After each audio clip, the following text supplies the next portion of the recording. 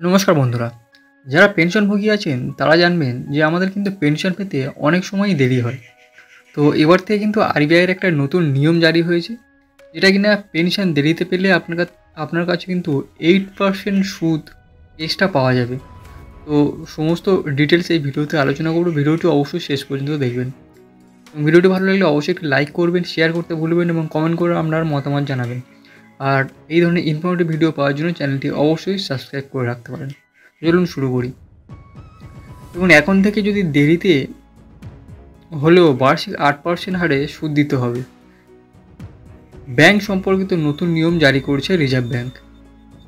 আচ্ছা, আপনি যদি কেন্দ্র বা রাজ্য সরকার থেকে পেনশন পান বা আপনার পরিবারের কেউ পেনশনভোগী হন, তবে এই খবরটি আপনার জন্য কিন্তু খুবই দরকারি। তো অবশ্যই শেষ পর্যন্ত দেখুন। দেখুন, সম্প্রতি রিজার্ভ ব্যাংক পেনশন সংক্রান্ত একটি নতুন নিয়ম জারি করেছে।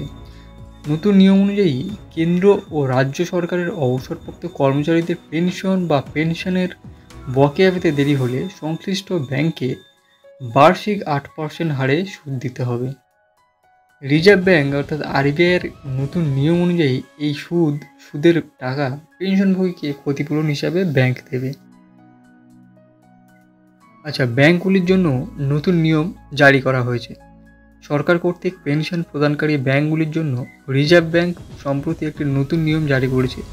কেন্দ্রীয় ব্যাংক এই আদেশ জারি করেছে যাতে পেনশনভোগীরা পেনশন বা বকেয়া পেনশন পেতে দেরি হলে সুদের টাকা পেতে পারেন। অনেক পেনশনভোগী বর্ধিত পেনশন এবং বর্ধিত অর্থ পেতে দেরি হওয়ায় অভিযোগ করার পর এই পদক্ষেপ নেওয়া হয়েছে। আচ্ছা, এরপর আসছে দেখুন, বার্ষিক 8% সুদ দেওয়া হবে নতুন নিয়ম অনুযায়ী। পেনশন প্রদানকারী বার্ষিক 8% হারে সুদ দেওয়া হবে, কিন্তু পেনশন আসতে দেরি হলে পেনশনভোগীদের ক্ষতিপূরণ দিতে হবে।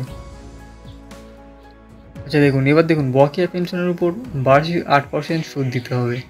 এই নিয়মের অধীনে ব্যাংকগুলি পেনশন বা তার বকেয়া অর্থ নির্ধারিত তারিখের পরে দিতে দেরি করলে তাদের প্রতি বছর 8% হারে সুদ দিতে হবে বলে স্পষ্টভাবে বলা হয়েছে। এছাড়া দেরি করে পেনশন এলে সুদ স্বয়ংক্রিয়ভাবে পেনশনভোগীদের অ্যাকাউন্টে জমা দিতে হবে।